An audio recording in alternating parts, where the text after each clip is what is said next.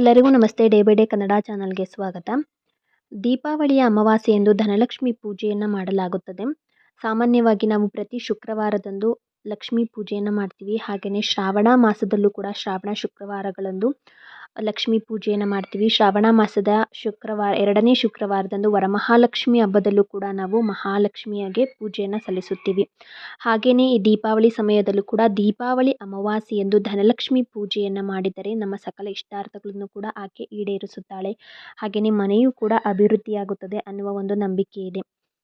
ಹಾಗಾದರೆ ದೀಪಾವಳಿ ಅಮಾವಾಸ್ಯೆಯಂದು ಲಕ್ಷ್ಮೀ ಕಳಸವನ್ನು ಮನೆಯಲ್ಲಿ ಹೇಗೆ ಸ್ಥಾಪನೆ ಮಾಡಬೇಕು, ಯಾವ ರೀತಿಯಾಗಿ ಸರಳವಾಗಿ ಅದನ್ನ ಪೂಜೆಯನ್ನು ಸಲ್ಲಿಸಬೇಕು, ಯಾವ ಶುಭ ಸಮಯದಲ್ಲಿ ಪೂಜೆಯನ್ನು ಮಾಡಬೇಕು ಅನ್ನೋದನ್ನು ತಿಳಿದುಕೊಳ್ಳೋಣ. ಮೊದಲಿಗೆ ಧನಲಕ್ಷ್ಮಿ ಕಳಸವನ್ನು ಹೇಗೆ ಸ್ಥಾಪಿಸಿ ಪೂಜಿಸಬೇಕು ಅನ್ನೋದನ್ನು ತಿಳಿದು ನಂತರ ಪೂಜೆಗೆ ಶುಭ ಸಮಯವನ್ನು ತಿಳಿದುಕೊಳ್ಳೋಣ. ಧನಲಕ್ಷ್ಮಿ ಕಳಸವನ್ನು ಸ್ಥಾಪಿಸೋದಕ್ಕಿಂತ ಮುಂಚಿತವಾಗಿ ತಲೆಗೆ ಸ್ನಾನವನ್ನು ಮಾಡಿ ಮಡಿಬಟ್ಟೆಯನ್ನು ಧರಿಸಿ ಶುದ್ಧರಾಗಿರಬೇಕು. ನಂತರ ಕಳಸವನ್ನು ಸ್ಥಾಪಿಸಬೇಕು. ಕಳಸವನ್ನು ನೀವು ಎಲ್ಲಿ ಸ್ಥಾಪಿಸುತ್ತೀರೋ ಆ ಜಾಗವನ್ನು ಸ್ವಚ್ಛ ಮಾಡಿಕೊಂಡು ಒಂದು ಮಣೆಯನ್ನು ಹಾಕಿ, ಆ ಮಣೆಯ ಮೇಲೆ ನೀವು ಒಂದು ತಟ್ಟೆಯನ್ನು ಇಕ್ಕಿ ಅದರಲ್ಲಿ ಅಕ್ಕಿಯನ್ನು ಹರಡಬೇಕು.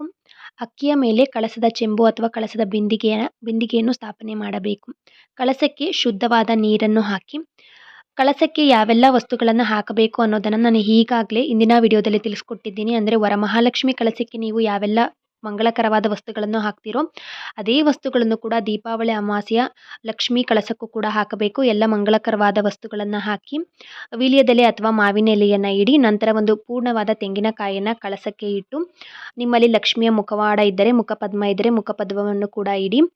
ಮರೆಯದೆ ಗೆಜ್ಜೆ ವಸ್ತ್ರ ಹಾಗೆ ಮಾಂಗಲ್ಯವನ್ನು ಹಾಕಿ ಹೂಗಳಿಂದ ಅಲಂಕಾರವನ್ನು ಮಾಡಿ, ನಿಮ್ಮ ಹತ್ರ ಯಾವ ಹೂವುಗಳಿರುತ್ತೋ ಆ ಹೂಗಳಿಂದ ಎಷ್ಟಾಗುತ್ತೋ ಅಷ್ಟು ಅಲಂಕಾರವನ್ನು ಮಾಡಿ ಸಿಹಿ ನೈವೇದ್ಯವನ್ನು ಅರ್ಪಿಸಿ, ಹಾಗೆಯೇ ಮಡಿಲಕ್ಕಿಯನ್ನು ಕೂಡ ಅರ್ಪಿಸಬೇಕು.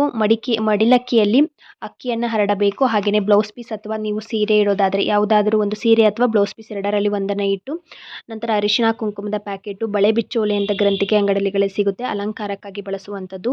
ಹಾಗೆಯೇ ಒಂದು ತೆಂಗಿನಕಾಯಿ ಹಾಗೆಯೇ ಹಣ್ಣುಗಳನ್ನು ಇಡಬೇಕು. ವೀಳ್ಯದೆಲೆ, ಅಡಿಕೆ, ದಕ್ಷಿಣೆಯನ್ನು ಇಡಬೇಕು. ಜೊತೆಗೆ ಕೊಬ್ಬರಿ ಬಟ್ಟಲು, ಬೆಲ್ಲ, ಕಡಲೆ ಎಲ್ಲವನ್ನು ಕೂಡ ಮಡಿಲಕ್ಕಿಗೆ ಏನೇನನ್ನು ಇಡಬೇಕು ಎಲ್ಲವನ್ನು ಕೂಡ ಇಡಿ.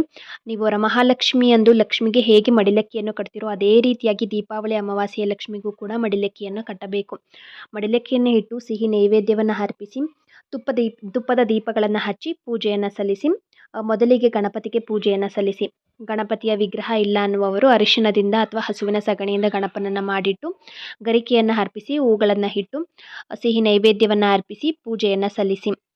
ಲಕ್ಷ್ಮಿಗೆ ಅಷ್ಟೋತ್ತರವನ್ನು ಹೇಳಿಕೊಂಡು ಕುಂಕುಮಾರ್ಚನೆಯನ್ನು ಕೂಡ ಮಾಡಬಹುದು. ಲಕ್ಷ್ಮಿಯ ವಿಗ್ರಹ ಇರುವವರು ಕುಂಕುಮಾರ್ಚನೆ ಸಲ್ಲಿಸಿ, ವಿಗ್ರಹ ಇಲ್ಲ ಅನ್ನುವವರು ಕೂಡ ಕುಂಕುಮಾರ್ಚನೆಯನ್ನು ಮಾಡಬಹುದು.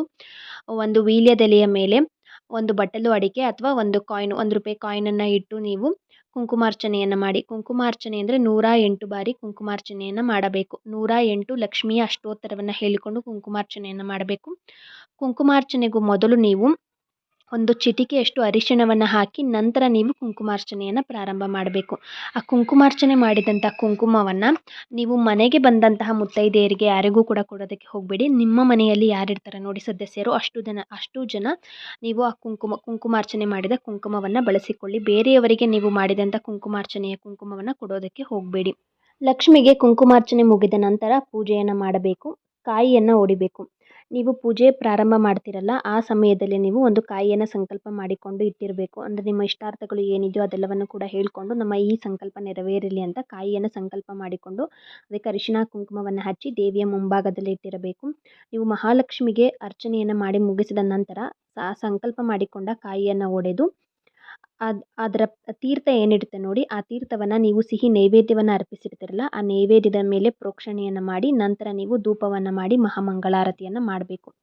ಪೂಜೆ ಮುಗಿದ ನಂತರ ಲಕ್ಷ್ಮಿ ಅಷ್ಟೋತ್ತರವನ್ನು ಹೇಳಿಕೊಳ್ಳಿ. ಹಾಗೆಯೇ ಲಲಿತ ಸಹಸ್ರನಾಮವನ್ನು ಪಠನೆ ಮಾಡಿ. ಹಾಗೆ ಧನಲಕ್ಷ್ಮಿ ಸ್ತೋತ್ರವನ್ನು ಕೂಡ ಪಠನೆ ಮಾಡಿ. ನಿಮಗೆ ಯಾವ ಸ್ತೋತ್ರ ನಿಮಗೆ ಈಸಿ ಆಗುತ್ತೆ, ಯಾವ ಸ್ತೋತ್ರ ನಿಮಗೆ ಬರುತ್ತೆ ನೋಡಿ ಆ ಸ್ತೋತ್ರವನ್ನು, ಲಕ್ಷ್ಮೀ ಸ್ತೋತ್ರವನ್ನು ಹೇಳ್ಕೊಳ್ಳಿ. ನಿಮಗೆ ಯಾವುದೇ ಒಂದು ಸ್ತೋತ್ರ ನಮಗೆ ಬರ್ತಾ ಇಲ್ಲ ಅಂತನ್ನುವವರು ಗ್ರಂಥಿಗೆ ಅಂಗಡಿಗಳಲ್ಲಿ ಧನಲಕ್ಷ್ಮಿ ಸ್ತೋತ್ರದ ಅಂದರೆ ಮಹಾಲಕ್ಷ್ಮಿಗೆ ಸಂಬಂಧಪಟ್ಟ ಶ್ಲೋಕಗಳು ಇರುವಂಥ ಒಂದು ಬುಕ್ಸ್ ಕೂಡ ಸಿಗುತ್ತೆ, ಅದನ್ನು ತಂದು ಕೂಡ ನೀವು ಓದಬಹುದು. ಹಾಗೆಯೇ ದೀಪಾವಳಿ ಅಮಾವಾಸ್ಯೆಯ ಧನಲಕ್ಷ್ಮಿಯ ಕಥೆಯನ್ನು ಕೂಡ ನೀವು ಓದಬಹುದು.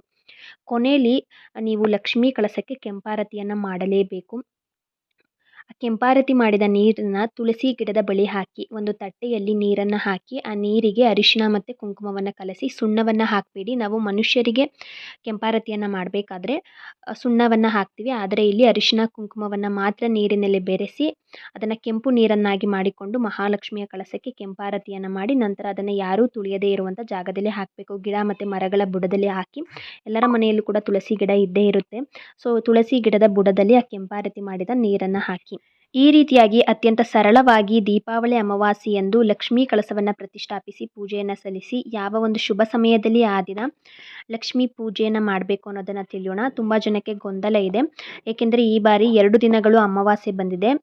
ದೀಪಾವಳಿ ಅಮಾವಾಸ್ಯೆ ಬಂದಿರೋದ್ರಿಂದ ಯಾವ ದಿನ ದೀಪಾವಳಿ ಅಮಾವಾಸ್ಯೆ ಧನಲಕ್ಷ್ಮಿ ಪೂಜೆಯನ್ನು ಮಾಡಬೇಕು ಅನ್ನೋದು ತುಂಬ ಜನಕ್ಕೆ ಗೊಂದಲ ಇದೆ. ಅಕ್ಟೋಬರ್ 20ನೇ ತಾರೀಕು ಮಾಡಬೇಕಾ ಸೋಮವಾರ, ಅಥವಾ ಅಕ್ಟೋಬರ್ 21ನೇ ತಾರೀಕು ಮಂಗಳವಾರ ಮಾಡಬೇಕಾ ಅನ್ನೋದು. ಸೊ ಈಗ ತಿಳಿಯೋಣ ಯಾವ ದಿನ ಮಾಡಬೇಕು, ಹಾಗೆಯೇ ಯಾವ ಸಮಯದಲ್ಲಿ ಮಾಡಬೇಕು ಅನ್ನೋದನ್ನು ತಿಳಿದುಕೊಳ್ಳೋಣ. ಈ ದೀಪಾವಳಿ ಅಮಾವಾಸ್ಯೆಯ ತಿಥಿಯು ಪ್ರಾರಂಭವಾಗುವಂಥದ್ದು ಅಕ್ಟೋಬರ್ 20ನೇ ತಾರೀಕು ಸೋಮವಾರ ಮಧ್ಯಾಹ್ನ 3:44 ಪ್ರಾರಂಭವಾಗಿ ಅಕ್ಟೋಬರ್ 21ನೇ ತಾರೀಕು ಮಂಗಳವಾರ ಸಂಜೆ 5:54 ಮುಕ್ತಾಯವಾಗುತ್ತದೆ. ನಾವು ದೀಪಾವಳಿ ಅಮಾವಾಸ್ಯೆಯಲ್ಲಿ ಧನಲಕ್ಷ್ಮಿ ಪೂಜೆಯನ್ನು ಸಂಜೆ ಸಮಯದಲ್ಲೇ ಮಾಡಬೇಕು. ಮುಸ್ಸಂಜೆ ಗೋಧೂಳಿ ಸಮಯ ಅಂತ ಹೇಳ್ತೀವಲ್ಲ, ಮನೆಗೆ ಲಕ್ಷ್ಮಿ ಬರುವಂಥ ಸಮಯ ಅಂತ ಹೇಳ್ತೀವಿ, ಆ ಸಮಯದಲ್ಲಿ ಲಕ್ಷ್ಮೀ ಪೂಜೆಯನ್ನು ಮಾಡಬೇಕು. ಹಾಗಾಗಿ ಅಕ್ಟೋಬರ್ 20ನೇ ತಾರೀಕು ಸೋಮವಾರದಂದು ಸಂಜೆ ಸಮಯದಲ್ಲಿ ಧನಲಕ್ಷ್ಮಿ ಕಳಸವನ್ನು ಸ್ಥಾಪನೆ ಮಾಡಿ ಪೂಜೆಯನ್ನು ಸಲ್ಲಿಸಿ ಆ ದಿನ ಲಕ್ಷ್ಮೀ ಪೂಜೆಗೆ ಶುಭ ಮುಹೂರ್ತ ಬಂದು ಸಂಜೆ 7:31 8:25 ಕೂಡ ಒಂದು ಶುಭ ಸಮಯವಿದೆ. ಆ ಸಮಯದಲ್ಲಿ ಪೂಜೆಯನ್ನು ಮಾಡಿ ಅದನ್ನು ಬಿಟ್ಟರೆ ಪ್ರದೋಷ ಕಾಲ ಅಂತ ಕೂಡ ಇದೆ, ಅದು ಸೇಮ್ ಅದೇ ಸಮಯದಲ್ಲಿ ಬರುತ್ತೆ. ಸಂಜೆ 5:58 8:25 ಕೂಡ ಇದೆ. ಹಾಗೆಯೇ ವೃಷಭ ಕಾಲ ಅಂತಲೂ ಕೂಡ ಬರುತ್ತೆ, ಸಂಜೆ 7:31 9:33 ಕೂಡ ಇದೆ. ಈ 3 ಸಮಯಗಳಲ್ಲಿ ನಿಮಗೆ ಯಾವ ಸಮಯ ಆಗುತ್ತೋ ಆ ಸಮಯದಲ್ಲಿ ನೀವು ಧನಲಕ್ಷ್ಮಿ ಕಳಸವನ್ನು ಮನೆಯಲ್ಲಿ ಸ್ಥಾಪನೆಯನ್ನು ಮಾಡಿ ಪೂಜೆಯನ್ನು ಸಲ್ಲಿಸಬಹುದು. ಅಕ್ಟೋಬರ್ 20 ಸೋಮವಾರದಂದು ಸಂಜೆ ಸಮಯದಲ್ಲಿ ಲಕ್ಷ್ಮೀ ಪೂಜೆಯನ್ನು ಮಾಡೋದಕ್ಕೆ ಆಗಲಿಲ್ಲ ಅನ್ನುವವರು ಅಕ್ಟೋಬರ್ 21 ಮಂಗಳವಾರದಂದು ಕೂಡ ಧನಲಕ್ಷ್ಮಿ ಪೂಜೆಯನ್ನು ಮಾಡಬಹುದು. ಆದರೆ ಸಂಜೆ ಸಮಯದಲ್ಲಿ ದೀಪಾವಳಿ ಅಮಾವಾಸ್ಯೆ ಲಕ್ಷ್ಮೀ ಪೂಜೆಯನ್ನು ಮಾಡುವುದೇ ಶ್ರೇಷ್ಠ. ಈ 2 ದಿನಗಳಲ್ಲಿ ಯಾವ ದಿನ ತುಂಬ ಶ್ರೇಷ್ಠ ಅಂದರೆ ಅಕ್ಟೋಬರ್ 20 ಸೋಮವಾರ ಸಂಜೆ ಸಮಯ, ಆ ದಿನವೇ ತುಂಬ ಶ್ರೇಷ್ಠ. ಹಾಗಾಗಿ ಆದಷ್ಟು ಆ ದಿನದಂದೇ ಲಕ್ಷ್ಮಿಯನ್ನು ಕೂರಿಸಿ ಪೂಜೆಯನ್ನು ಮಾಡುವುದಕ್ಕೆ ಪ್ರಯತ್ನ ಪಡಿ. ಆ ದಿನ ಯಾವುದೇ ಕಾರಣಕ್ಕೂ ಕೂಡ ನಮಗೆ ಆ ದಿನ ಪೂಜೆಯನ್ನು ಮಾಡೋದಕ್ಕೆ ಆಗ್ತಾ ಇಲ್ಲ ಅಂತ ಅನ್ನುವವರು ಅಕ್ಟೋಬರ್ 21 ಮಂಗಳವಾರದಂದು ಕೂಡ ಪೂಜೆಯನ್ನು ಸಲ್ಲಿಸಬಹುದು. ಆ ದಿನ ಸಂಜೆ 5:54 ಕೂಡ ಅಮಾವಾಸ್ಯೆ ತಿಥಿ ಇದೆ. ಹಾಗಾಗಿ ಅಷ್ಟರ ಒಳಗೆ ಬೆಳಗ್ಗೆ ಸಮಯದಲ್ಲೇ ನೀವು ಧನಲಕ್ಷ್ಮಿ ಕಳಸವನ್ನು ಸ್ಥಾಪನೆಯನ್ನು ಮಾಡಿ ಪೂಜೆಯನ್ನು ಸಲ್ಲಿಸಿ. ಈ ದೀಪಾವಳಿ ಅಮಾವಾಸ್ಯೆ ಧನಲಕ್ಷ್ಮಿ ಕಳಸವನ್ನು ಯಾವಾಗ ವಿಸರ್ಜನೆ ಮಾಡಬೇಕು ಅನ್ನೋದನ್ನು ಮುಂದಿನ ವಿಡಿಯೋದಲ್ಲಿ ನಾನು ತಿಳಿಸ್ಕೊಡ್ತೀನಿ. ಈ ನನ್ನ ವಿಡಿಯೋ ನಿಮ್ಗೆ ಏನಾದರೂ ಇಷ್ಟ ಆಗಿದೆ ಅಂತ ಅನಿಸಿದ್ರೆ please like, comment and subscribe ಮಾಡಿಕೊಳ್ಳಿ. ಧನ್ಯವಾದಗಳು.